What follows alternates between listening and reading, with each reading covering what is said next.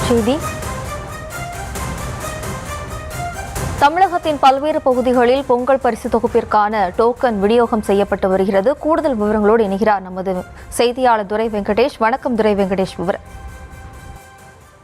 வணக்கம். இந்த தமிழர் திருநாளாம் பொங்கல் பண்டிகையை ஒட்டி தமிழக அரசு அறிவித்திருக்கக்கூடிய இந்த பொங்கல் பரிசு தொகைக்கான பெறுவதற்கான இந்த டோக்கன்களானது வழங்கும் பணியானது காஞ்சிபுரம் மாவட்டத்திலே தொடங்கியிருக்கிறது.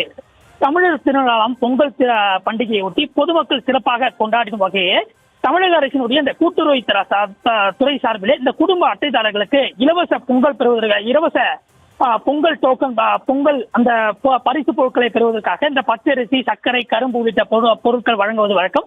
அந்த வகையில 2026ஆம் ஆண்டு அந்த பொங்கல் பரிசு பெறுவதற்கான டோக்கன்களானது இன்று முதல் நியாய விலை கடை ஊழியர்களால் அரசு அறிவித்த அந்த அறிவுரையின்படியே குறிப்பிட்ட தேதிகளில் வழங்கப்படும் என தமிழக அரசானது அறிவித்திருந்தது. அந்த வகையிலே இன்று காஞ்சிபுரம் மாவட்டத்தில் இருக்கக்கூடிய 665 நியாய விலை கடை ஊழியர்கள் மூலம் இந்த சுமார் 3,97 லட்சம் குடும்ப அட்டைதாரர்களுக்கு இந்த பொங்கல் பரிசு பெறுவதற்கான டோக்கன்களானது வீடு வீடாக வழங்கப்பட்டு வருகிறது.